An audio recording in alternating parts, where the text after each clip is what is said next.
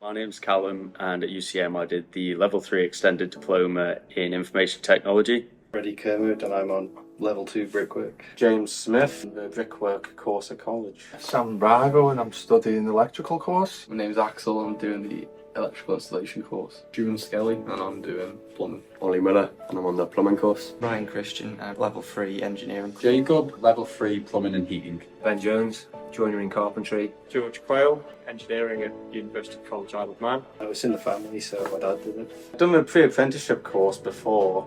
Enjoyed brickwork the most. So I was in an office for a few years, changed my career and started in construction myself. I've got a few people in my family doing it, so I thought following their steps. Really interested in the trade and I wanted to be in a trade. Quite liked physics at school, so there was the science aspect of it. You're doing all sorts of different stuff. Plumb walls, build walls set out. Do all sorts of machining, fitting. Some days we're doing an electrical installation on a farm, the next day it's someone's house. A window reveal. One day you could be in like a staircase, the next you could be on a roof. The practical side of it, definitely. Learned quite a lot. Learning about stuff in college and then you're actually putting it hands-on into the actual job. Taking something that is worn out and beyond reuse and breathing new life into it. Even the theory, to be fair, dead interesting. You can also take a lot on board from other trades. Hands on tools, get stuck in there. Every day's different. Literally learn everything. I think it's a good opportunity for people who don't like sitting still and being inside all day. Felt like there was more room to grow and change my career path I wanted to. Yeah, having the apprenticeships is brilliant for us as a company. We bring in the apprentices, it helps with bringing up the trade. You know, we've got to keep that going over the coming years. I think it's very important that the trade brings apprentices into the trades, whether they're young or midlife, they want to get a new trade. The ability for somebody to learn whilst also doing it is absolutely essential. IT can be an exceptionally difficult career to break into. Going through a recognised apprenticeship with UCM College I think is really good, and I've had some very good experiences with them over the years. You can gain lots of work experience while still getting your qualifications, which can allow you to get other jobs in the future. If you don't like it, you've at least got a skill. Carry it with you for life. Once you've got a trade behind you, you've got a job for life no matter what. Once you've done an apprenticeship, any kind of apprenticeship, literally the world's your oyster. If you're looking at an apprenticeship and you're sort of umming and ahhing about it, just go for it because it might be the best decision you ever make. What a great video. It just goes to show the impact that something like an apprenticeship has on the future for our people on Ireland, our businesses on Ireland, in fact our whole community. So real powerful video that. Absolutely love the messaging there. It's a sense of hope for the future. This is who's going to carry us on our island forward. So welcome to Fueling Business Growth Through Apprenticeships, Skills Board sponsored event supporting Learn for Life programme of talks here at UCM. So my name, most of you probably know me by now, is Kelly Corlett. I own Rock Consulting.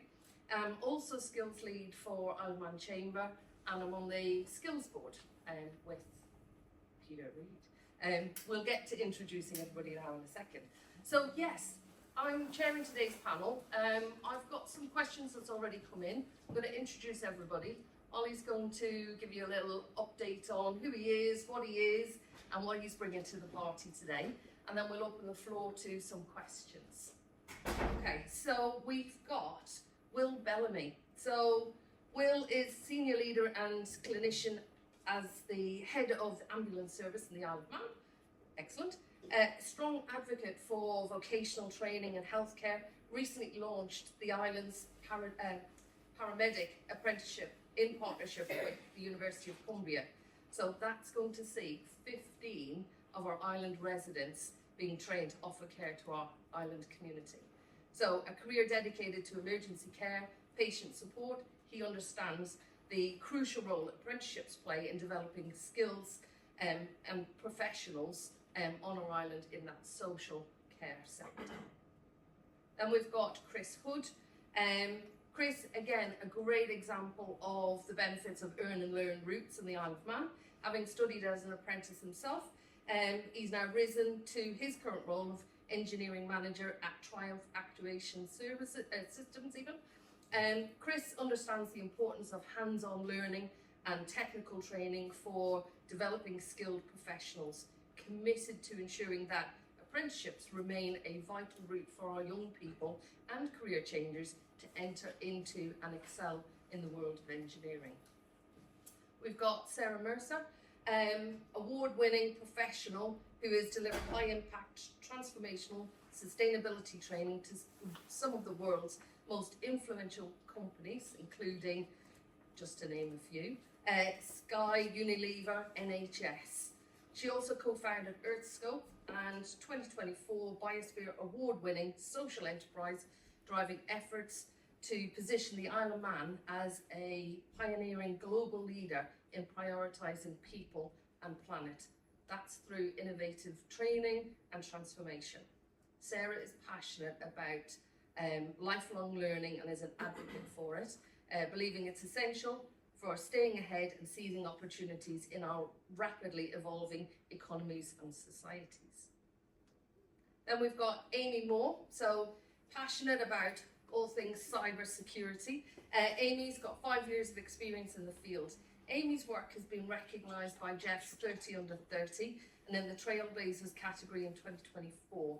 Dedicated IT lecturer with a background in cyber security. It's a terrifying subject, but I'm glad somebody's focusing on it and helping us all stay safe. So after earning her Bachelor of Science honours in cybersecurity, Amy gained hands-on experience in the industry, specialising in information security and risk management. The passion for technology and education led her to transition to academia, where she now mentors the next generation of IT professionals. And we come to Pete Reid. So Peter is highly experienced professional in the finance industry, deep understanding of the evolving skills required in banking, accounting, finance services. He's a member of the board of the IOM Finance Services Authority or Financial Services Authority and independent chair for Skills Isle of Man board. So, which in tandem, that board, for those who don't know about it, it's a joint partnership between government and chamber and seeks to support skills development for the Isle of Man. So Pete has been instrumental in encouraging career development within the sector and a strong advocate for apprenticeships as a pathway into finance careers. And then we come on to our guest tonight, is Ollie Newton. So Ollie is the Executive Director at Edge Foundation, has spent 12 years at the UK's Department for Education, most recently as Head of Apprenticeship Strategy, and was Specialist Advisor to the House of Lords Committee on Youth Unemployment and a Commissioner on the Independent Assessment Commission. It's quite a lot of titles there. Passionate advocate for apprenticeships and skills development. Ollie brings national insights into how apprenticeships are evolving and the impact that they have on individuals, businesses and the economy. Ollie's kindly agreed to set the scene for this afternoon's event by giving us some thoughts into the skills landscape across different jurisdictions with which he works. Ollie, over to you. Thank you so much.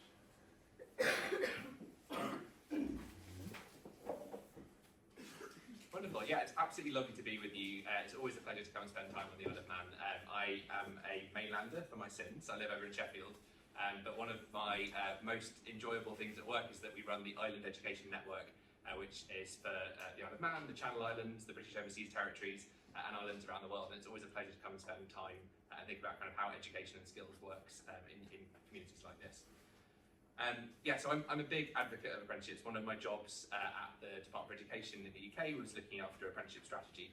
And I think the most powerful thing that I found there was hearing the stories of people who've benefited from apprentices, who've employed apprentices. So I'm not going to talk for too long, because it's much more important that we get into the panel discussion and hear the fantastic stories that I've had a few previews from chatting to people about.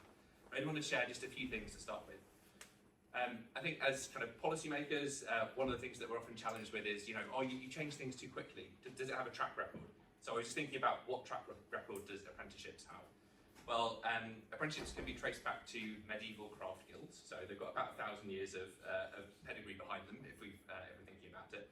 And I just pulled this quote out of the 1563 Statute of Artificers, because I thought it might amuse you. Indentures were drawn up, binding servant to master and vice versa, in which the master personally taught the apprentice took responsibility for the latter's moral welfare and gave him board and lodgings. So I don't want to scare employers too much. You don't have to take responsibility for your apprentice's moral welfare anymore. You would please to know, or provide board and lodging. But I think it's interesting to see that these have such a heritage. This idea that somebody can learn from a skilled person in their trade, whatever it might be, and that skilled person gets the opportunity to be the master, to show their skills, to share that with the next generation. And that legislation was in place for 251 years, so clearly there was something behind it. I know you guys have the oldest parliament over here, so it's not a competition. I think bringing it kind of up to the present, a lot of the work that we do looks at kind of how the world of work is changing, and I think there's a lot of narrative around that in the press at the moment, particularly around things like AI and cybersecurity, which you'll know all about, but more generally as well. And it can be a helpful narrative, and I think it can also be an unhelpful narrative, because it's really important that young people understand as they come through education that the world of work is changing, that people's careers are much more likely to be a portfolio career or might change partway through, that our different industries are blooming in technology, in sustainability. But I think it also can be a scary message, and I think it's also important that we talk about what's going to stay the same and some of those transferable skills that are going to stand people in good stead no matter how the world of work changes. So to throw out a few scary statistics, at the moment about 33% of vacancies in the UK are what are called skill shortage vacancies. So those are vacancies that can't be filled because we can't find the skills that are needed. And that costs the UK as a whole about £6.1 billion annually. So there are some really kind of big costs associated with this kind of mismatch between skills and the skills that are needed rather, and the skills that are on offer. So on the flip side of that, there's a real prize for us, both for individuals, helping them with their lives as they grow in their careers, but also lots of businesses, and I know we've got lots of employees in the room who'll want to expand, who'll want to develop their work, and would do that even faster if they had the access to the kind of skills that they need. I think when we've looked at the kind of international evidence on this, the picture is actually remarkably the same, not just in islands, but in countries around the world, which is employers are looking overwhelmingly for kind of technical skills for their industry, but also for those transferable skills. And there are a million different surveys of these, but they all boil down to very similar ones. We're talking about team working, problem solving, creativity, and all of the things that hopefully we bring as humans that we won't get taken over by the robots and AI, although maybe we will, we tell me in a minute. But those things that kind of make us uniquely human and that we can bring. And I think those are exactly the kind of skills that people get through an apprenticeship. Absolutely, there's a place for vocational training in the classroom, but probably all of us thinking back into our careers, it's not until we get into the workplace, whatever industry we're in, we get to work with people, develop the answers to problems, work in teams, start to communicate, and those are the things that are so kind of valuable, I think. And I think that's one of the reasons why apprenticeships, again, right across the board, have become so popular. When I was working in the Department for Education, we had the 2 millionth apprentice of that government, and I'll tell you a little behind-the-scenes story of what it's like to be a civil servant. So I got sent out to find the 2 millionth apprentice, so that ministers could shake hands with this person. And so I dutifully looked up on our kind of IT system who was the 2 millionth apprentice. And of course, there were a batch of people who'd started that day.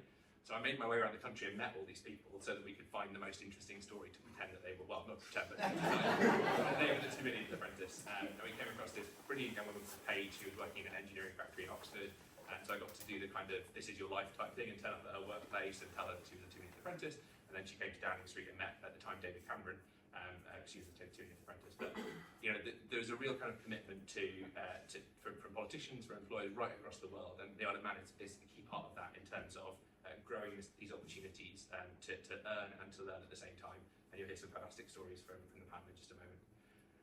Scotland and Wales are building up their apprenticeship programmes too, and they've done a lot of work in this. I think there's some really interesting work going on in Scotland around what we call foundation apprenticeships, so a chance for young people at school to do a mixture of academic and vocational, to do perhaps a couple of Scottish hires in that case, and then a foundation apprenticeship gives them a kind of way into a particular industry. And I think increasingly we're seeing really great opportunities to blend academic and vocational, kind of break down those barriers and kind of have a no wrong door approach, and I think that's a really good thing. Across other islands as well, apprenticeship programmes are growing, so in the Channel Islands, Jersey and Guernsey are both putting a really kind of strong emphasis on this, and amongst British Overseas Territories the same. Obviously your island context presents some challenges in terms of range of labour market, finding the opportunities, but also some brilliant opportunities. You know, you're a really close-knit community compared to parts of the mainland. Everyone is trying to do their best for the Isle of Man. A lot of people in this room might have been through an apprenticeship and want to give back to the next generation. So I think it's about kind of building on some of those strengths as well. I think right across the world as well, there's a kind of real emphasis on this. So I did some work, again, when I was at DFE with the US to develop their apprenticeship program. and right across Europe, of course, there's a real heritage of apprenticeship. So I think it's an area where you can have a really unique story, a real impact in the Isle of Man, but also where you're joining a real strong international community where apprenticeship is kind of growing in importance, and everyone's seeing them as part of the answer to the skills shortages and to the economy of the future. So yeah, I'm really looking forward to this session. Thank you so much.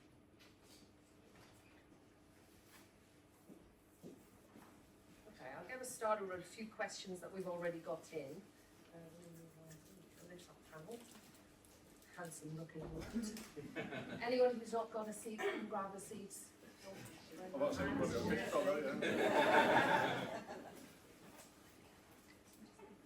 So I suppose I'll start with you first of all, Will, if that's okay. So why did your business and sector decide to start offering earn and learn routes? Why is it important? First of all, it was neat. As paramedics, it's what we do is very clear. It says it on the tin. To train, change from a vocational route to an academic-only route. To become a paramedic, you had to go to university to do the paramedic program and come out with a BSc honours and to get eligible entry onto the register. But the challenge that we have is on the Isle of Man, we can't deliver that service and that qualification. So effectively, we have to send our people away for their 3-year degree, and they'd go off on their 3-year degree and then work with a partnership ambulance trust. And they, and I've worked in the NHS over there, they had a very much wider breadth of incentives to retain their 3-year colleagues. So they would literally have much bigger financial incentives. I could award 6 months free accommodation. I'll pay their rent for 6 months, and I come from the southeast in Kent. So there were some really attractive things to keep people where you are. But I think coming to the Isle of Man 2 years ago, and I looked at the need was that I had, on day one, I was told that 11 people were retiring in the next 6 months because they were 55, and that's in the legacy health pension scheme. And I had to say 11 out of my 25 paramedics could retire, and there was nowhere to train, no way to train them. So I worked with University of Cumbria to do the apprenticeship paramedics. So it's a 24-month programme, and convert our unregistered colleagues, so effectively for ease, a driver for ease, and to go through their apprenticeship route and convert to get their full BSc honours and become a paramedic here on the island. So I've got 15 in training over the next 3 years, and also there's a lot of talent on this island, and people are very reluctant to leave the island when where they've grown up, and so I wanted to harness that element and really make sure that I could provide them the opportunity to come and join the ambulance service and go through their paramedic training here. Wonderful. Thank you. So Chris, what qualities or skills do you look for when you're recruiting new talent? So I'd probably say it's someone who's keen in the industry, so someone who's really got a drive, so getting an apprentice in, and generally apprenticeships in engineering is someone who wants to get hands-on, they want to sort of get involved, especially in manufacturing, so having someone who's got the passion, when I say I have all the academic skills sometimes, but that passion for the industry, that keenness to learn, and also see it as a future career path, so you invest in them, and that's the key really for us. Thank you. So Peter, you've been involved with earn and learn routes through your career in finance. So thinking about how that contributes to developing a skilled workforce in the Isle of Man, how important is that? I personally think it's really important, but I would say that, wouldn't I? But yeah. If you think about the experience that you get by recruiting really good people and then developing, not the people, but developing the business with them, and then actually keeping them, that's really important. So when you get a great person to actually develop their career and help them to where they want to be, through the apprenticeship scheme is absolutely perfect. And we've used that so many times. It's interesting as well that nowadays I think businesses are actually looking for people that understand the work, not that have just maybe all the time come straight out of university or done some qualifications but never actually worked. Now, having that knowledge and having that understanding of the value of what they're doing and being able to actually communicate with people that are working for them in the long term on a level that they understand, because they understand the work. And having an apprenticeship route helps people to understand that at a really important level. So for me, retention is a big part of it, but development is the other part. Brilliant, thank you. Ollie, Yeah, just wanted to add to that. I think when we look at the kind of international evidence on apprenticeships, apprentices do tend to stay in their industry and with their company for longer. So that's kind of, I guess, human nature. You've been trained in a business, you've had that investment in you, and then there's something that then keeps that person in general more likely to stay there and to invest back. thank you. So, Sarah, to come to you then, a success story then for someone who's recently, or a recent recruit who's made significant impact in an organisation because of the investment that's been made into them. Have you got any of those sort of stories from the experiences you've had? Oh gosh, so I'm coming from a slightly different perspective than the true apprenticeship route, so we do lifelong learning mostly. What I find most satisfying about my job is getting to see the ripple effect of the training that we do throughout those organisations and across those organisations as well. We don't just train sustainability professionals. That's not what we're interested in doing. They know all the stuff. We're interested in training everybody in sort of upskilling in sustainability. So getting to watch some of the things that come out of that have been fantastic. We've been doing quite a lot of work upskilling in sustainability with the government. We've had projects such as a new orchard being planted coming out of that. We have programmes coming out in varying media through that. We've got all sorts of things within that. And also more satisfying jobs. I think people feel much more engaged in their roles and how they can engage in the broader sustainability goals of the organisation after actually being taught about them and able to engage in them. So yeah, huge amounts of success stories from our lifelong learning programmes. Yeah, love that. And I suppose what you're hitting on there is people are living their values through these opportunities for this development. It's just aligning stars for some people. That's a lovely way to put it, absolutely. Love it, love it. Okay, so Amy, what advice would you give to someone considering an apprenticeship? Oh, interesting. I would advise them that they are nurtured in the environment. We find that a lot of our apprentices are helped along quite a bit. You guys have out in industry have that experience that they are wanting to learn, and as you say, the passion for it really drives them. As long as you are willing to share your information with them, they really thrive in that environment. I would say that a lot of our apprentices at the minute choose that route because they need to earn money while they are studying as well. It's become a massive impact on them, and it's a great opportunity to still further your knowledge and further your career, but still maintain that kind of financial stability within themselves. But just don't be afraid to go and knock on the door. It's always going to be, you might get a few, oh, I'm really sorry, but it's never going to be horrible rejections.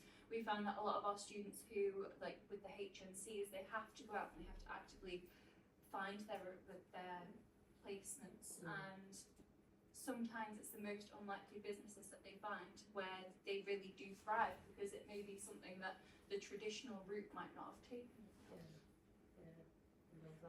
Ollie, you can. Yeah, I just wanted to come in and add to that. So you made a really good point there about the kind of businesses and employers giving back.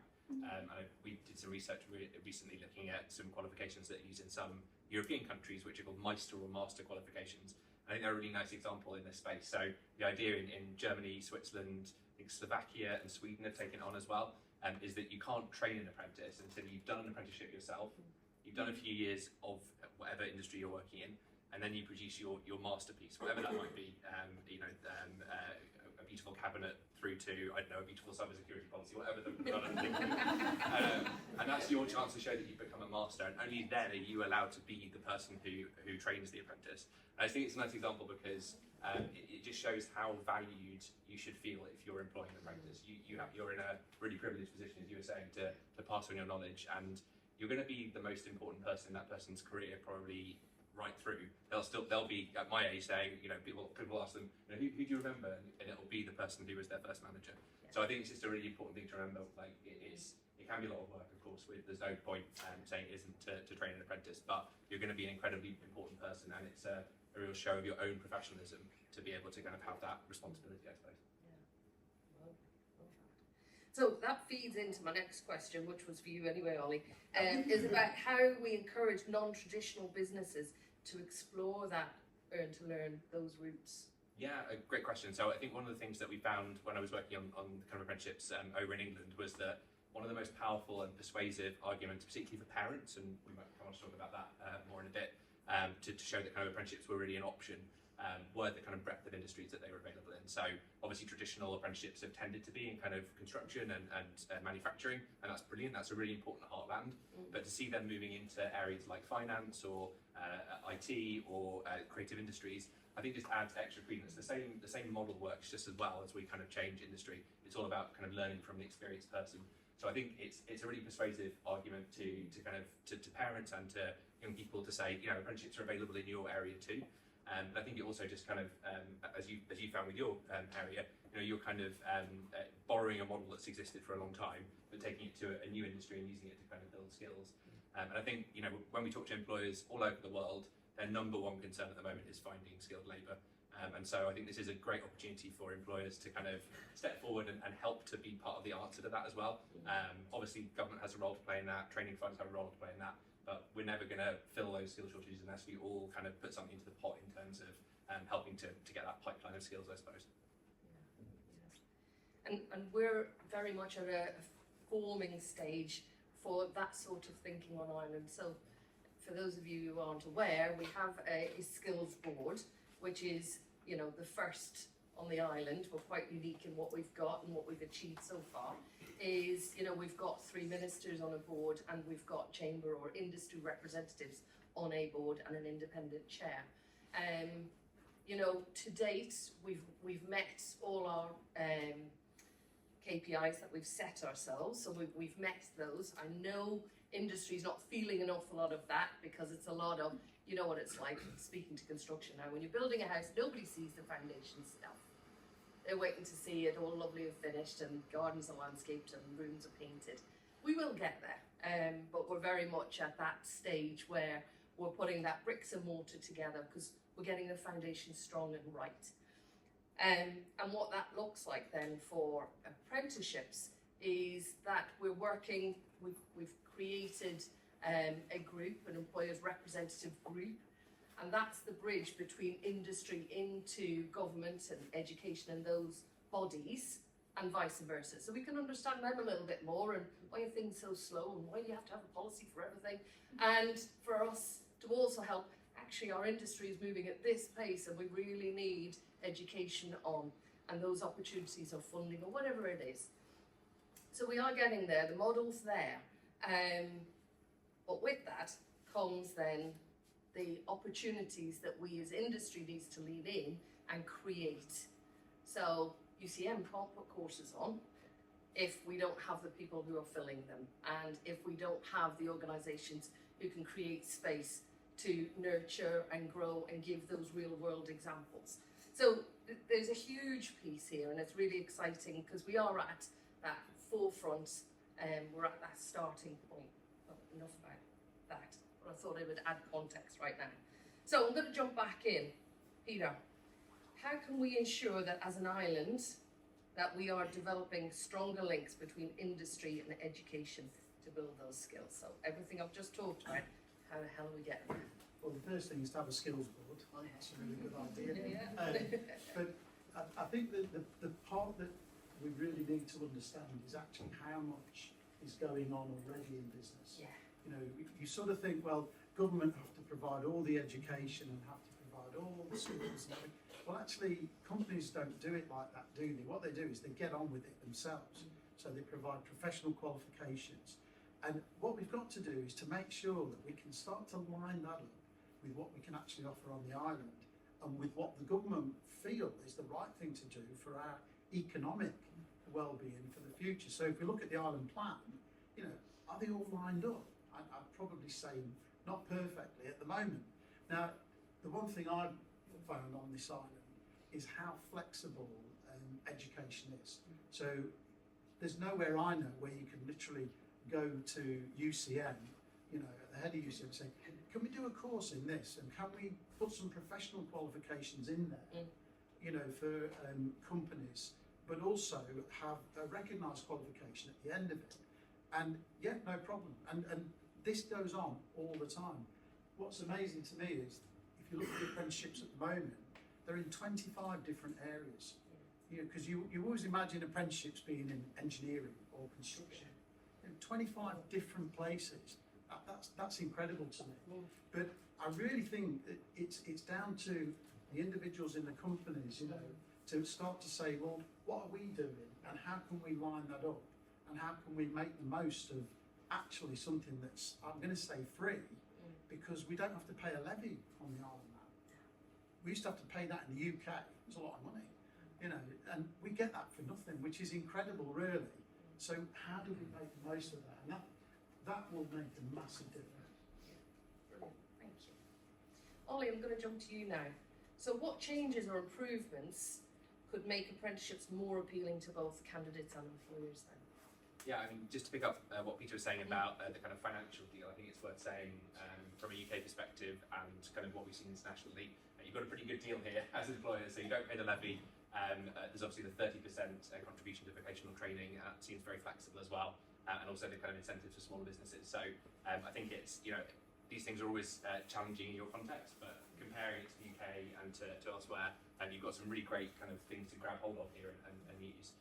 In terms of things that could make it even better, so one thing that's come up a lot today has been kind of data and understanding, and obviously you would think as an outsider, like, the Isle of Man's fairly small, you should know everything about like where people have gone, where their jobs are. That's obviously not the case. So I think getting kind of a bit more of a baseline of kind of how things are, which industries are growing, which are shrinking, which are changing, where the skills needs are going to be, that's going to be kind of crucial for this next phase. I know it's a real priority for the skills board, but to have like a single version of the truth, and that is happening at a bigger scale in England at the moment with the foundation of a new part of government called Skills England that's going to be responsible for that. So this is not something that you're alone in, but I think particularly as things are changing so rapidly in the labour market now, it's just really important that you get that kind of handle on where things are. And I think beyond that, thinking then we've got that baseline, how can we do a little bit of crystal ball gazing, a little bit of prediction about how things are going to change? You're never going to get it perfectly right, but you know, we've got in this room experts in different industries who will know what technologies are changing, how things are going to kind of adapt and change over the next kind of 6 months to 2 years. As Peter was saying, you know, you've got those kind of human relationships at this island scale between employers and the college and others. So we can start to use those to say, actually, in this particular course, why don't we start to build in this technology that is going to be coming along the road in a year or two, try and get ahead of the curve, try and get that kind of involved. So yeah, I think that those would be kind of a couple of things. One other kind of thought is just, I think, you know, it's definitely the case that a lot of young people, particularly as they are age 16, 17, don't know quite what they want to do yet.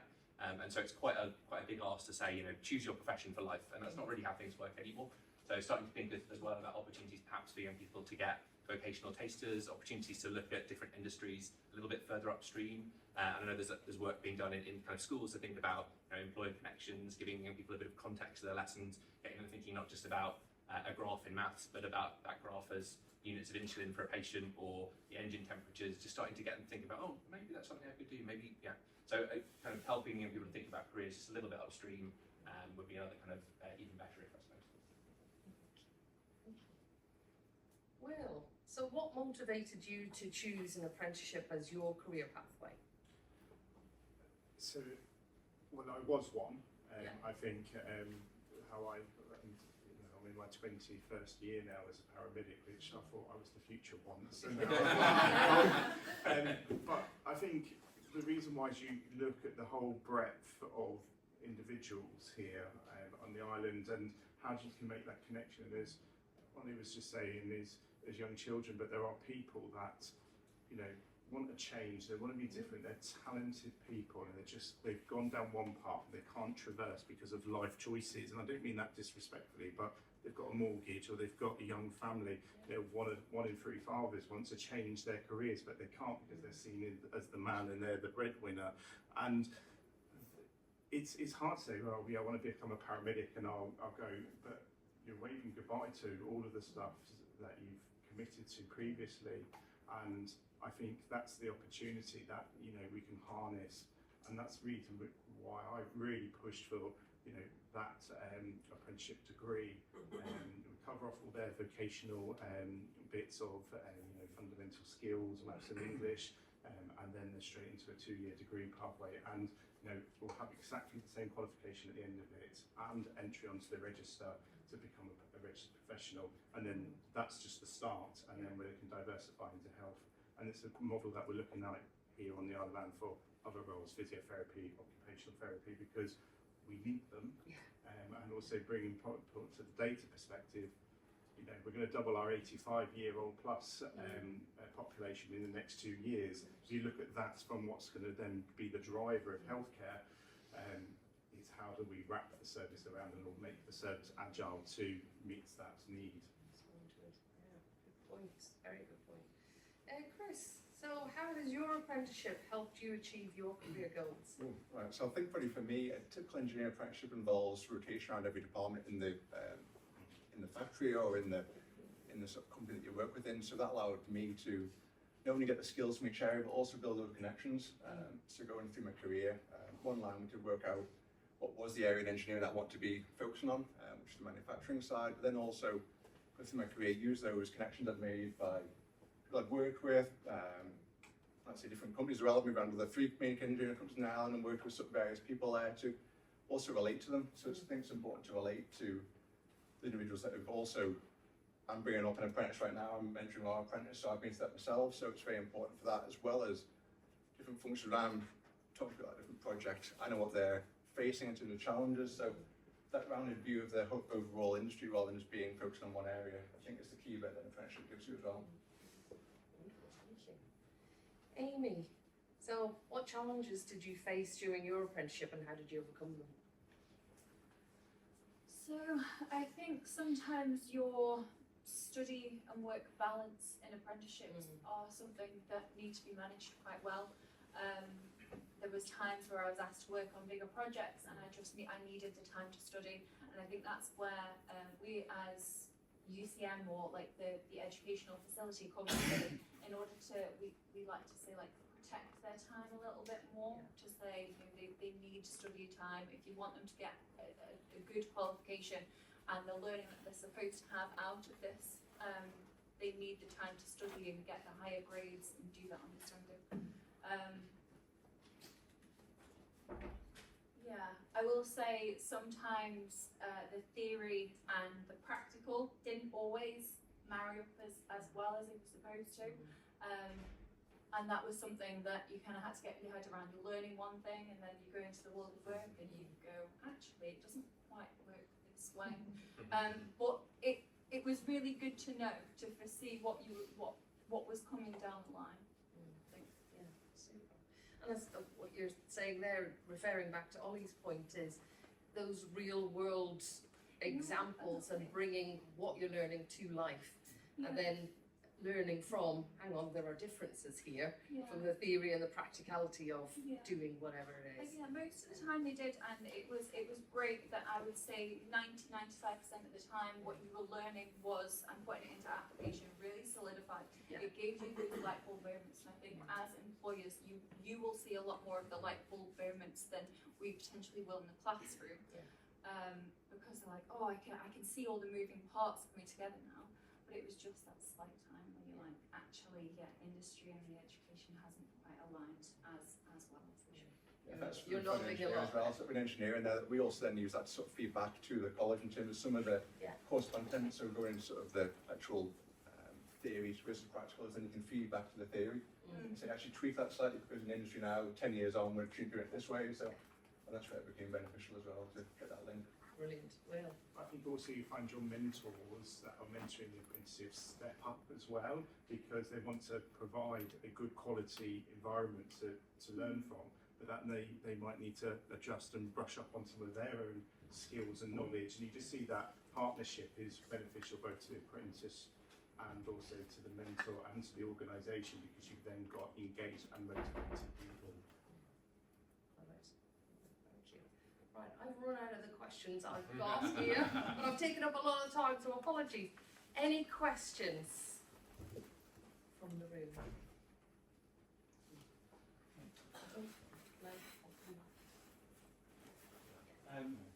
I was just wondering if there are any new industries or areas that you think are particularly ripe for taking on apprenticeships as a model on the Isle of Man. I think it's really tricky one for the industries themselves, sort of try and highlight that need. It's pretty tricky, and once you just kind of foresee that, it's pretty down to the industries themselves to sort of put the flag up and work with other industries. I mean, it's something that I think that if an industry doesn't do apprenticeships, typically approach those that do work with us, and we can try and share some learning there. So, but doesn't answer the question there to do what industry is, but I think it's pretty one that the skills board and the sort of forums that we've got going on that we were upstairs earlier talking about were sort of the key areas to hopefully highlight those needs. Yeah, if I can answer that, I agree with that, because it's interesting that when you look at what's happening in business again, rather than saying, oh, actually this job's changed now, we're going to get rid of these people, this comes back to the lifelong learning piece. A lot of people are converting into different roles. And you know, it makes sense, doesn't it? Because why would you get rid of somebody that has done a brilliant job in maybe data analytics, but that needs to move into, let's say, AI or whatever it might be. One of the good things about apprenticeships, you know, it doesn't have to be a certain age, does it? And you know, that can be for converting skills, or it could also be for young people that are just joining a business. The good thing is, though, you can put them into different positions and experience those different things, ready to move their learning up to the new skill that's needed. So, you know, I think when you look around at the moment, digital and that sort of area, there was a chap on the video, actually, I used to work with him, that, you know, talking about apprenticeships in IT. And look at how quickly that is changing. That is absolutely the right place to have an apprenticeship. You know, if you look at it's changing so quickly, we sort of try and look ahead at say what courses do UCM need to put on, and I bet if we look this year and then look next year, they'll have all changed again. So apprenticeships are really good in that they're flexible to be able to do that. Yeah, thank you.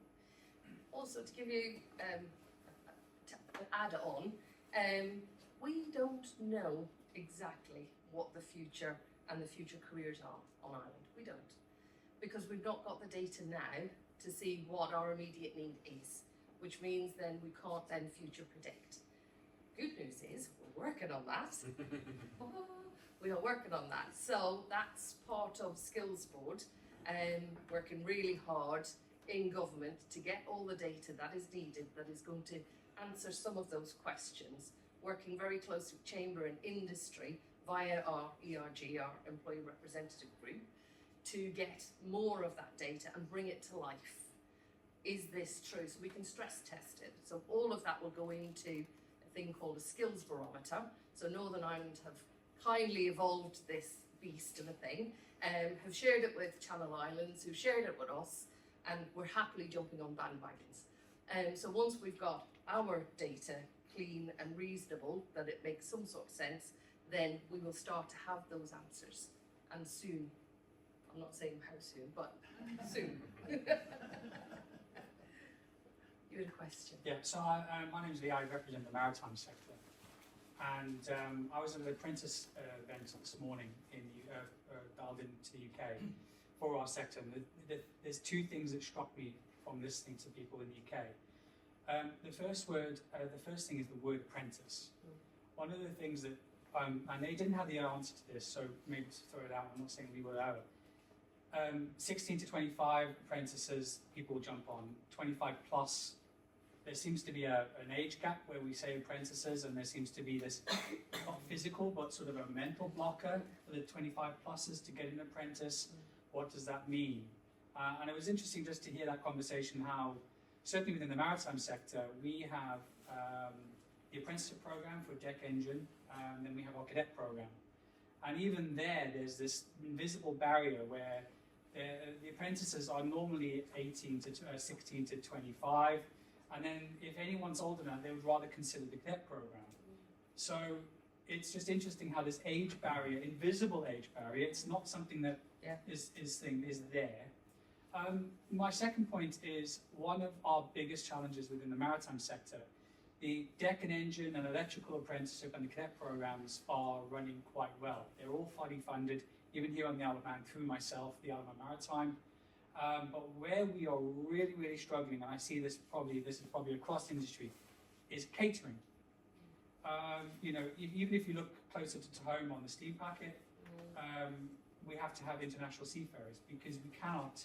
And the steam packet are at all the events, and this isn't what I learned this morning. This is just in steam packet. It's DFDS, it's Stena Line. It's all the ferry operators are really struggling to find young people, anyone interested within the catering side. And I think this is probably evident within the hospitality side on the island. So, yeah, I mean, our challenges are quite similar, but again, no one had the answer, so throwing it to anyone.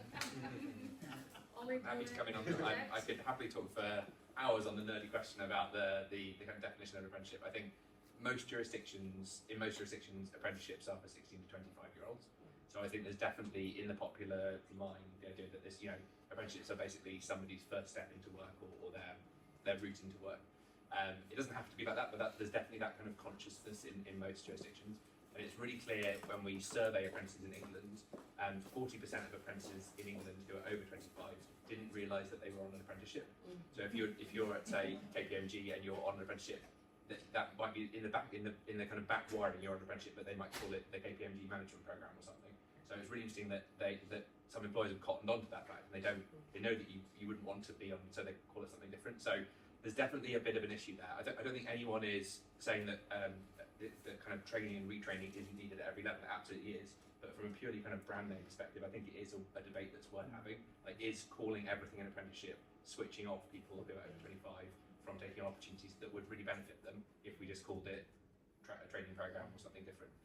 So I don't have an answer to that, but I think it is an issue right across the board. And in England, I've encouraged them to rethink this and think about whether it would be better to kind of refocus apprenticeships on 16 to 25. And interestingly, again, in the cultural memory, so one of my other random jobs when I was in the Department of Education was organising National Apprenticeship Week in England. And every year, the PM, whoever it would be, would want to do like a big event with apprentices around them. And they'd always say, oh, can we have 16 to 25-year-old apprentices in polo shirts? Because that was in their mind and in like the press office mind, that was what an apprentice was. And actually, the majority of apprenticeships in England are over 25. So it's like a bit of a mismatch. Like, what do we mean here? So yeah, I hope that it's not an answer, but it's something it was just really very interesting to hear that, because I've never really didn't cross my mind that there was this invisible age barrier. Because within us, as long as you pass a medical, it doesn't matter with the rating program, which is both of them are apprentices, both the rating and the cadet program, even though it's rating an officer.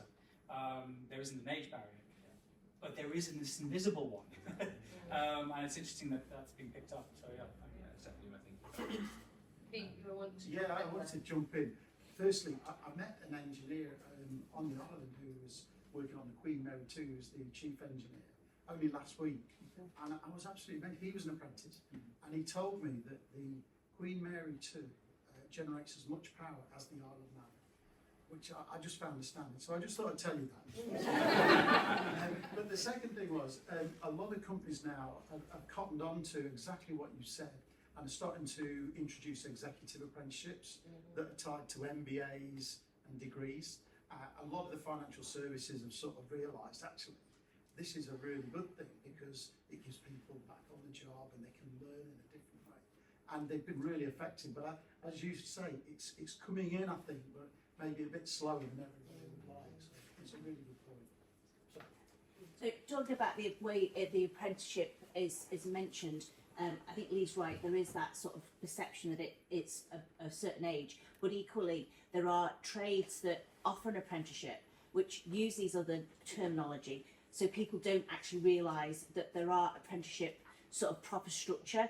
They see the name, but then because it doesn't say apprenticeship, they don't understand that there is actually, you know, like for example, on the island you can do dentistry, nurse training here. People don't realise that unless you've got people in the trade or know people in the trade or speak to people in the trade. It's not obvious that it's available. And the college here can do lots of other things if people come together and say, well, we need a course in whatever, and we, you know, if the numbers they have to get, of course, together are actually fairly low, to be able to do it. But I think they advertise it under, you know, well, we're trying to get the people in, so we'll put this executive now. And yes, some of them are targeted at the older generation, and there is definitely skilled people in that area who need to retrain. And so I think it is both ways. If you take the apprenticeship name away, you then lose some of the lower end, but then if you leave it in, you lose some of the higher end. And so it's a bit of an education, and maybe when things are advertised, that they're clear that they do both. One of the things to add on to that, I think, and just to speak to your point, which is about retraining, and I think you've got a really great offer here in the kind of way that you can apply for vocation support for vocational courses. I come with the acronym now, VTAS. Thank you, VTAS, which is unusual in kind of other countries that I've spoken to. I think that's a real opportunity, particularly for those people who are like 80% of the way to a new job. Like they've worked in IT, but they need to do cyber or whatever the equivalent is for your industry. In England, we've got a real issue at the moment, which is that if that's the case, you just got to go back to the start and do a 3-year course in it. Whereas you've got the opportunity to do something much more bespoke, and I think it's worth kind of thinking about the opportunity to use that, because it means you can be much more flexible. That you've got, as businesses, a skills need right today. You don't want to send somebody away for 3 years, but if you could give them like a 2-month boot camp in that to get them there and get 30% of the money back, that's brilliant. I think, you know, make use of that as well. There is actually another funding here on the island where the Jeff, you might be able to answer this. There used to be a funding where if there was somebody who'd been unemployed for a while, they can do a skills through the government, where it is they get paid a little bit more than their job seekers allowance, but the employer gets them for up to, I think, 2 to 3 months, which gives them a chance to get in, get some skills, and possibly train. I'm aware that Treasurer are out to procurement for a sort of restart programme. So I think that's in the pipeline to sort of reignite that. Yeah. Lovely, thank you. Come on. Karan Davis, recruiter. Been a recruiter for 20 years here. I think apprenticeships are a fantastic idea, and a lot of the candidates that I would see, the first thing they ask me is, how long will it be for? Is it 1 to 3 years, 3 years, up to 5 years? I mean, I was an apprentice hairdresser from 16 to 19, but it was all based on salary as well. What am I going to earn? Because the difference between earning as an apprentice and earning as a student or a graduate is completely different. And that is usually the term that they want to know, how long it's going to last and what are they going to earn in the first 3 years. Like when I was an apprentice hairdresser, I think I'm not going to tell you what salary it was on. It was pounds. But once I got qualified and I became an advanced hairdresser, my salary rocketed. So, and I think that's what the attraction sometimes is as well. If you leave school at 16 and start your apprenticeship, you're going to be in it for 3. Is it still 3 years? How long's an apprenticeship? It's sort of 2-3 years in last. Yeah. So that's quite a long time for training, for to become qualified in something. But it's always the question: what am I going to earn? But we don't tell them that. Obviously, it's not the first question they want to or should ask. Yeah. But I just wondered if that could be shifted. Any thoughts on that, Ollie? Because I mean, every apprenticeship must be different in qualifications. Yeah. Yeah, I mean, apprenticeships tend to have different lengths depending on the sector. Like in most areas, engineering, for instance, would be 2 or 3 years. Yeah. Interestingly, in England, the government are just moving the minimum level from a year to 8 months, which is an interesting move. I think it's kind of, it was originally set at a year because of kind of issues with quality and wanted to make sure it was quality. But I think that it's partly a reaction to this point of like reskilling and the fact that some people are going to need a shorter time, and there's no point setting a minimum of a year if somebody's actually quite close already and you could get them over the line in 8 months. I think one of the points that's come up a lot is data, and we've talked a bit about data for skills, but equally data on salaries is important. Like if we've got that, why not share it? Exactly, and be open about, typically a qualified hairdresser after 1 year earns this amount, after 5 years earns this amount. I don't know possibilities to get that together. But certainly, again, in other island contexts, Jersey has quite a good guide which says their careers, which is basically like every career on the island with a little example of somebody who's done it, a quote, and roughly what they earn. Yeah. So it's I think it's helpful if we can get that information together to be open.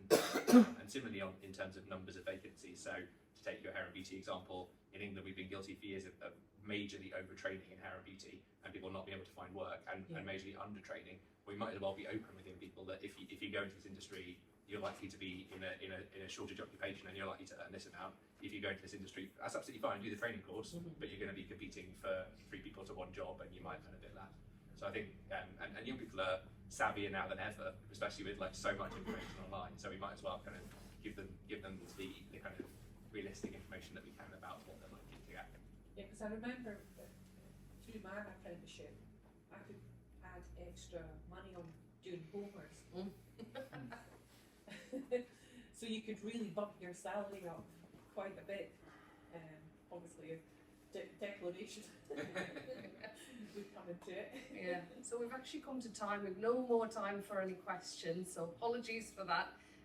But all that's left to say is, and I hope you agree with me, that it's been a really interesting, informative session for our panel here today, helping us celebrate and understand those successes that are achieved through that lifelong learning from apprenticeships and so on, and inspiring those potential future organisations and candidates to go into apprenticeships and really think about those programmes for the future.